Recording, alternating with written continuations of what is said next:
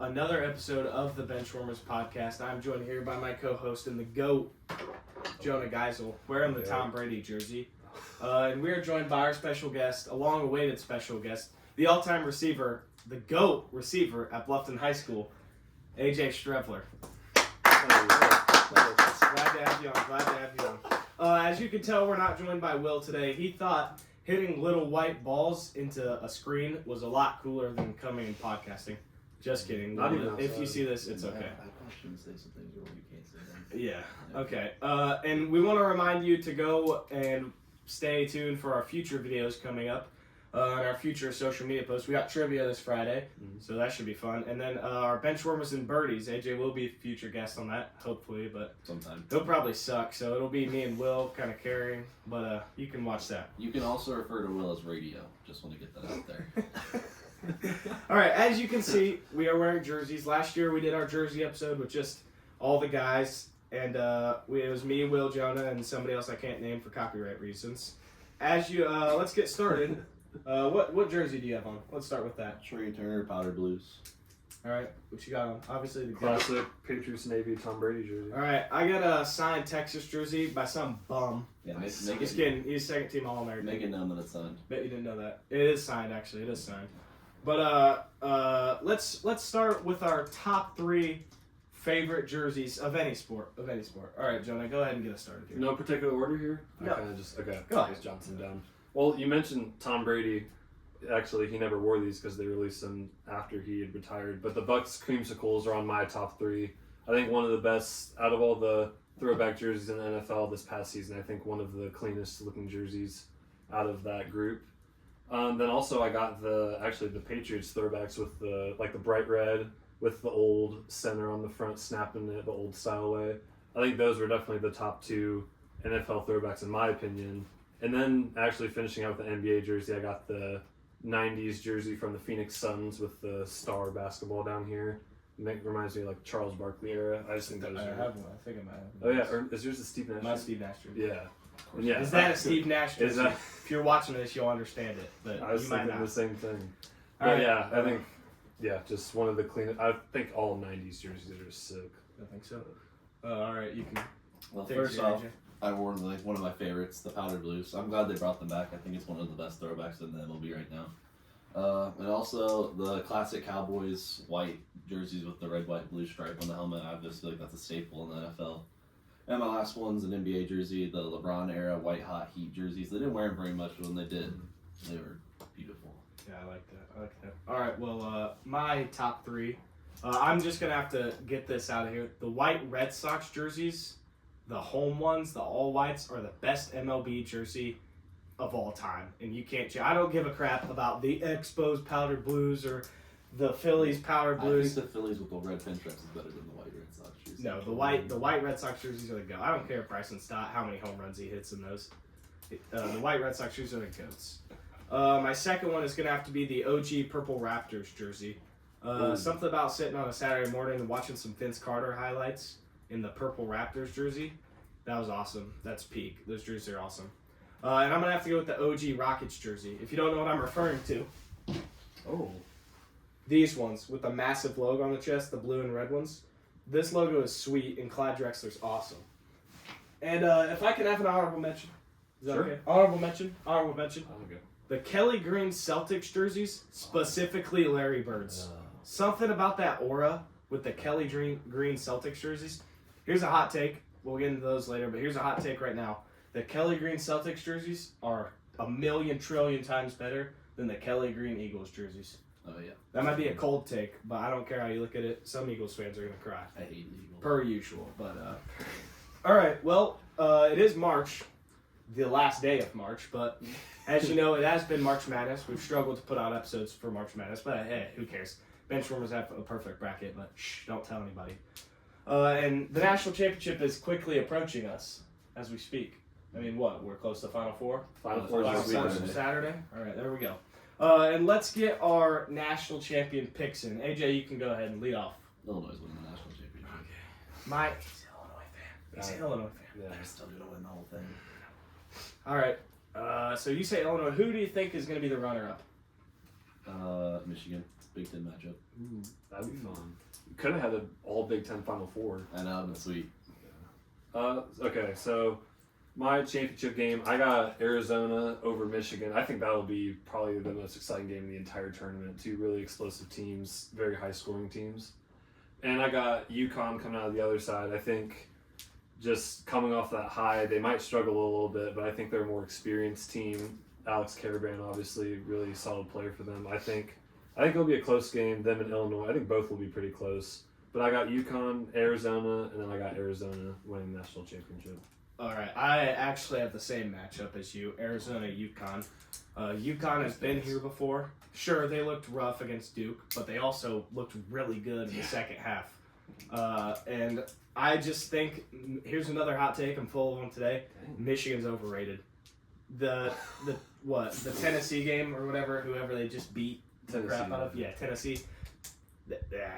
Tennessee shouldn't have been there in the first place. They should have lost to the good Alabama team, the full good Alabama team before. IU put up a better fight than Tennessee. Yeah, before the starting point guard for Alabama was carrying around an absurd amount of THC. But I'm just gonna have to say, I think UConn beats Arizona. Oh. Hear me out. Oh, brother, here we go. Dan Hurley has been here before. He's gonna headbutt an official and get He's thrown out of the nah. game. They don't have fine. Donovan Clingan or Stephon Castle. I don't care. I don't care one bit. I think UConn is going to win the national championship. Mark my The only word. way they win. Coming from a guy who had a perfect bracket through day one of the women's, but it still counts. The only way UConn wins is if Reed plays well. That's the only. Reed's way. gonna play well. Mullins is gonna play even better. No, he isn't. He's a Hoosier. Wagler is so He much isn't. better than Mullins. This I agree with that actually. This guy. There's a reason he's a lottery pick. Oh. Just saying that. All right. Well, we asked Mr. Coach Kunkel when he was on our episode. I really enjoyed listening to his, so I'm excited to hear about yours. We will continue to ask our guests this question, always. AJ, what are your top 3 sports moments, either playing or watching? We know you had a great career, so let's hear Are we doing all 3 at once or just one at a time? one at a time, and you can explain why that was so Okay. good for you. I'll start off with one of the most iconic catches of all time, probably Odell's one-hand catch. Me being a receiver, I watched that, and of course it was against the Cowboys, because I'm a Cowboys fan. But that really just made a staple on how a lot of kids played recess football, and just really inspired me to go up and one-hand almost every football that was thrown to me throughout middle school. But during high school, I got used to it. It's not one. Sometimes. Sometimes. Oh, that's a good movie. I really did enjoy watching that. I mean, I think that's still like probably The best catch of all time. one of, if not the most replayed sports highlight of all time. Yeah. It's even a commercial still nowadays. Yeah, and that it happened is. like 10 years ago. I mean that, and probably anything Ken Griffey does. Okay. Go The kid's tough, I'll agree. He is. All right, Is Jonah next or you want to keep going on you're those? good. This is All right. only you. I also experienced this in real time. The LeBron block on Iguodala in the finals. That's probably one of the best sports moments of all time, especially the call at the made block by James. I just love watching the Cavs team that year and seeing that happen and the 3-1 comeback, first time of all time. First time ever was really cool to experience in person, through the TV at least. My last one is experience myself when we played South Adams and going back and forth the whole game, and then we had a minute left on the clock. Catching the game-winning touchdown with time barely left on the clock was probably one of my favorite moments of my high school career. What's better, that or the Cherubusco 2-point conversion? Oh, okay. Is that a close fourth? Honorable mention of all time. Gym of the night, me and Axton Best, the 2-point conversion and the touchdown to win us the sectional game this year was pretty cool. So those are my top 3 in honorable mention. If I can say something about the block by James. As a young kid, I loved Stephen Curry. I can probably vouch for everybody in the room. Everybody loved Stephen Curry. I mean, who didn't want to shoot 3-pointers? But honestly, I was watching that game, and that actually happening on screen broke my heart. That was one of the biggest heartbreaks I ever experienced up to that moment. But again, Everyone's going to remember it. yeah, everyone's going to remember the second greatest basketball player of all time. Maybe third, blocking a shot from an average player, but he's just going to remember it. Jordan got swept in his first 6 finals. I'm just saying, Jordan might not even be up there with me. Did you just call Andre Iguodala an average basketball player? He's a Hall of Famer, maybe, potentially. If he last time online, I'm giving Iguodala the shot. You're telling me you have Stephen Curry, Klay Thompson, and you're passing both those guys up? Things are being pointed down on Earth, aliens. I'm giving you that I'm giving shot. Steph Curry the shot.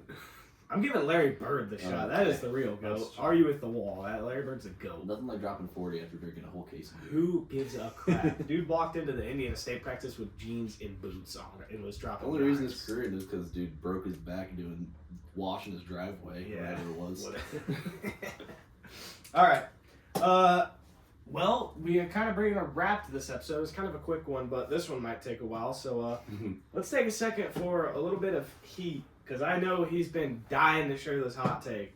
So let's see. Do we have any? Let's hear your hot take. Do you want me to go first or someone else? Let's let you. Let's go I'll let first. it weigh on your mind, but or actually, he was going to listen to us. So I was gonna say I'll I go didn't have that. Here we go. So Aiden Graves, our producer, editor, brought this apparent to me in our first period class when we probably should have been doing work, but we like arguing instead. He made the terrible take to me that Zach Edey is the most dominant college basketball player of all time. Holy crap. That is I'm going to say it. It's the start of 2026. That's worst take of the year. I'd give it I'm that. smacking it now. That's the worst take of the year. I'm tired of That is talking about the Zach Edey. worst take of the Can you year. give us a list? of Coming who's from a better? Purdue fan. Who I think's better? The most dominant college Who's basketball better? player of all time. Kareem Abdul-Jabbar. Oh. They legitimately changed the Can we- rules to the game That's for this true. dude. That's 88-2, 3-time player of the year, 3-time national championship. Dude is the greatest college basketball player of all time. I don't care. Do you have something to say here? I will say Donovan Clingan did own Edey in the championship game. So Did Zach Edey ever win a national championship? nope. Oh, he won back-to-back player of the years. Who cares? He did not go 88-2. You can argue, say, the game's different. The game's different. Who cares? You do have a point bringing up Kareem, how they changed the rules They because of legit- one player. I don't think that'll ever happen. Also, another rule changer, Wilt Chamberlain. Oh yeah, then they take They away the took dunk. away the dunk because of this dude. What are you mean? Zach Edey would be nothing without this dude. Bro literally invented the dunk. Wait, okay, I have a question. Do you think Wilt Chamberlain's 100-point game was real? Yes, I agree. If I Bam think it's- Adebayo dropping 83. Honestly, yeah. especially in this day and age, if Bam Adebayo's dropping 83 now, why would Wilt not drop 100 then? I did see tapes where Will was stealing his teammates' shots. He'd like take them out of the air as they were going to the basket. And then I have another player who's better than Zach. Recent? More dominant. Yeah, I have a few actually. I can keep going all day. I'll go another recent Drew one, Timmy? or actually I'll go back. Ooh. I'll go further back, and then I'll get it done.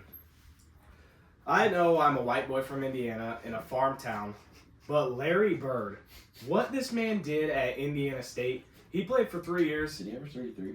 He averaged 33 his whole Yeah, career. that's what I thought. His whole career. And he was also averaging double-digit rebounds. Like, not only... And this dude took a poor Indiana State team to a national championship and just barely lost to Michigan State. Yeah. You can imagine if he went to Magic Indiana. Johnson. Could you imagine he went to Indiana? They'd be the one. He almost did. Yeah, but it was because of Bob Knight, I think, wasn't it? Something like that. Probably because he didn't have that much money. Just kidding. But yeah, Larry Bird's better. Another one I'll name, Kevin Durant. I'll give you that one. One of, if not the greatest scorers in college basketball history. And basketball. In basketball, yeah. Dude's He just... just passed Michael Jordan on the all-time scoring list for 5th in the NBA. Yeah, which is crazy. Like, and it's Kevin Durant, Texas grad. Another one. If we're talking dominance, this might sound crazy. Tyler Hansbrough. Have you ever watched dude play? Oh my god, this dude is amazing. Wasn't he the one? Did he get the bloody nose on the court? Yeah, Yeah. yeah. And he kept going. Are you Yeah. serious? I mean, I'm gonna say something crazy, but I don't want to say it. Drew Timmy. Yeah, Drew Timmy. Yeah, What he he brought said. that up already. What, Drew Timmy. I was gonna say Luka Garza. Oh. I mean, dude was a dog, but I don't know about his. I mean, you could even go Shendall Weaver. I mean, his hairline was pushed back, but okay, now we're getting out of hand. But I think Zach Edey, not top 5 most dominant players of all time. I just don't get to point out Aiden's argument. Like, obviously he was dominant. He was a very good scorer and rebounder, but he was 7'4", and he only had arguably one move. You The could post go. up and hook shot was You amazing. could go as even far to say like Pistol Pete. Yeah, He averaged what, 40 probably. a night without a 3-point line. Sure, Zach Edey scored inside. He could shoot the 3 ball if he wanted to. Well, he made one against us that one year. Yeah, I was gonna say Zach Have Edey. you seen that picture of Edie pitching on the pitching mound at like 6'8" when he was like Have you seen Wemby pitching for the New York Yankees? Yeah, That's so weird. Plays for the Spurs. He threw out a pitch for the Yankees. I really hope Wemby takes MVP from Shea this year. He's creeping up right now. I think it's almost even right now. Why are you staring at the camera like that? I hate Shea. Well, yesterday in Shea's 41-point performance, he had 25 free throws attempted. What did Bam have? He had like 4 Don't even get me started. I can't listen to this. All right, Jonah, are you ready for your hot take, or do you think AJ should go? I'll let AJ go because I've been hearing a lot about his hot takes. Cam Boozer is not a top 3 pick in this NBA draft. That is my hot take. That is my hot take for this upcoming NBA draft. I have Caleb Wilson, Darren Peterson, and AJ Davidson going before him. That's a solid argument when you listen to it. Because I think Cam Boozer's ceiling is not near as high as Caleb Wilson or Darren Peterson or AJ Davidson. So they're all athletic. Well, Caleb Wilson's 6'9", 6'10", and he got hurt. But before he was hurt, he's averaging 20 and 11 at UNC. And he's 6'9", and he's athletic. And Jordan Pope? No, it's not Jordan Pope. But I'll just go down the list of the people I think they're better.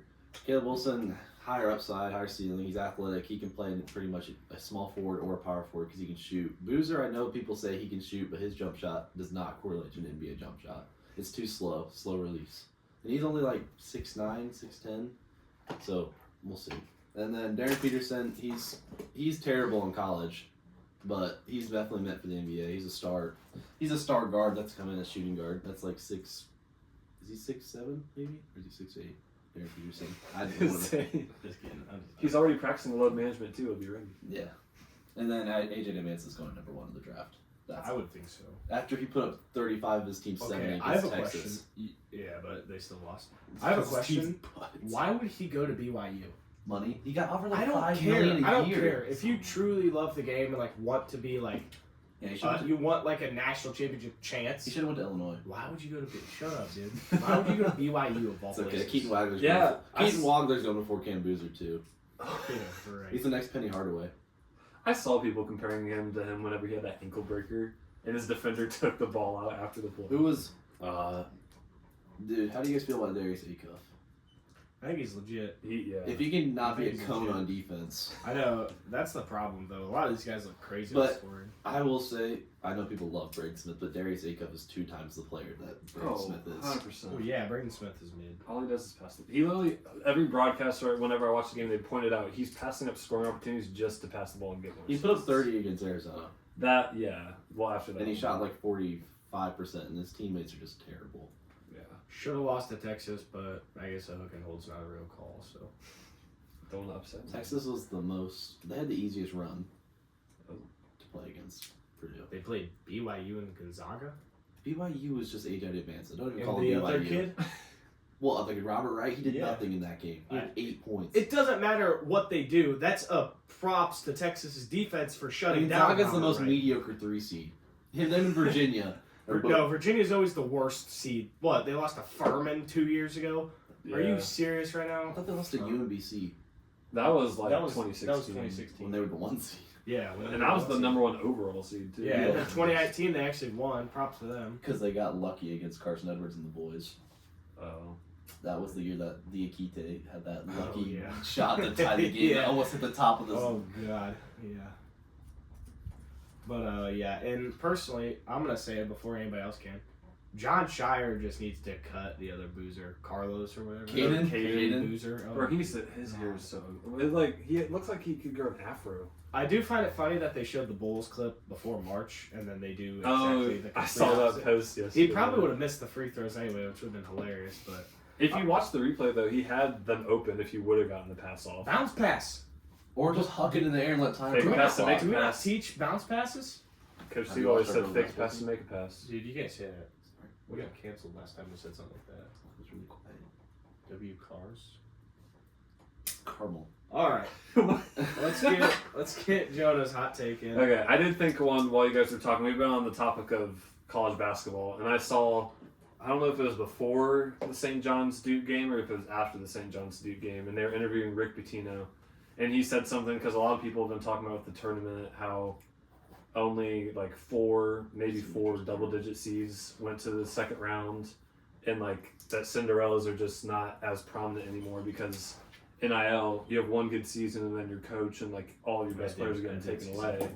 But I've seen the argument that NIL, even if it does eliminate Cinderellas, that it also somewhat eliminates blue bloods, which I feel like I kind of agree with that. I thought it was an interesting take, but when you think about it, because like Illinois has been solid, but you wouldn't consider them like a blue blood. And like Arizona's been pretty good. They aren't historically good at basketball. Houston's been great they've been a solid team ever since Kelvin Sampson got there. So like I just think, and with the opportunities of NIL, I think blue bloods are more. I mean, obviously you have like the Dukes and North Carolina who make it, or like Kentucky, but like I think more other teams are getting the chance now to be better and kind of have that spotlight over blue bloods.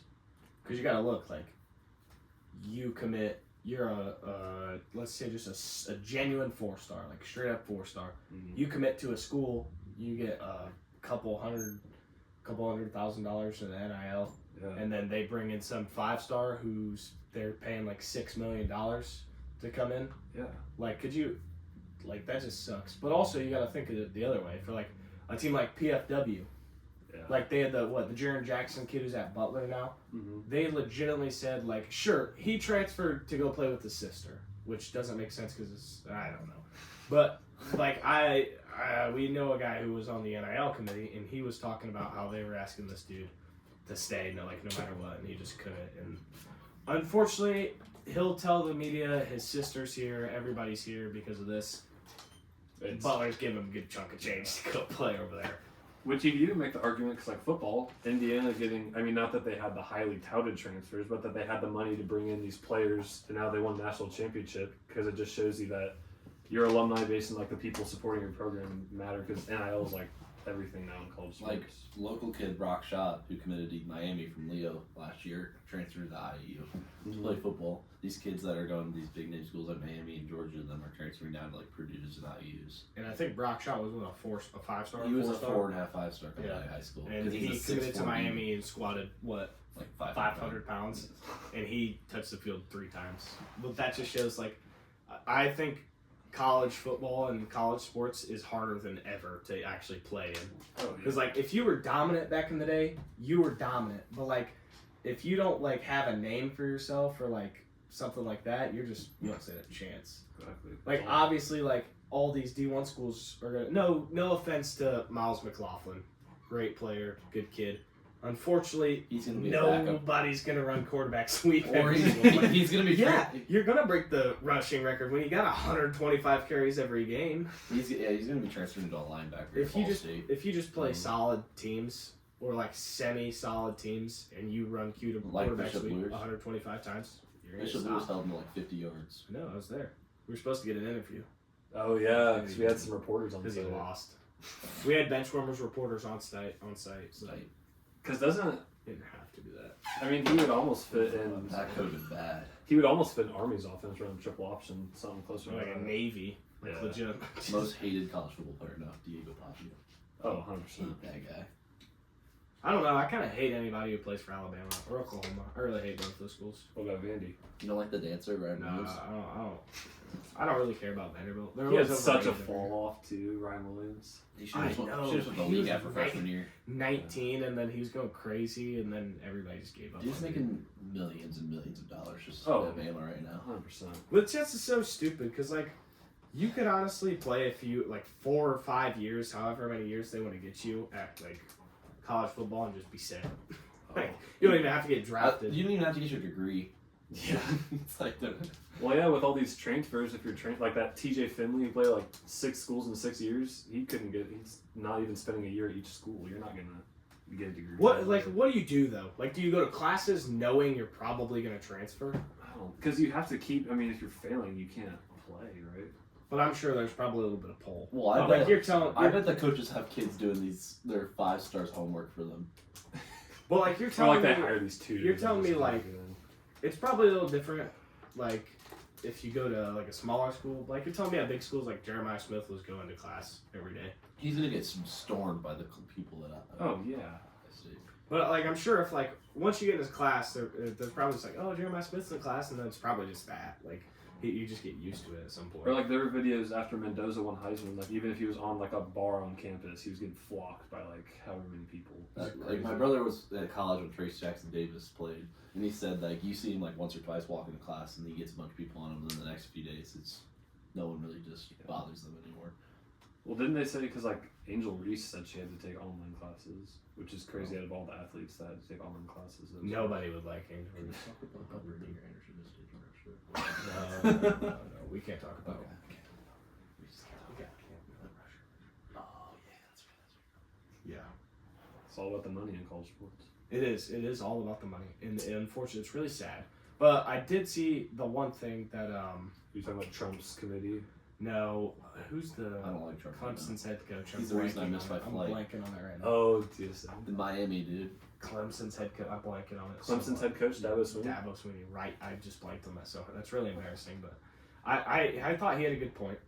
He said guys should be allowed to transfer whenever they want to, but then they should have to sit out a year after. That used to be the rule. But then he also said if you can have like a free transfer, like don't have to sit out if your head coach leaves or if he gets fired or something like that, which makes sense. I think Coach Cal kind of had the same idea. Yeah, it makes sense. It definitely does. But like when you're tampering with like, and that's illegal.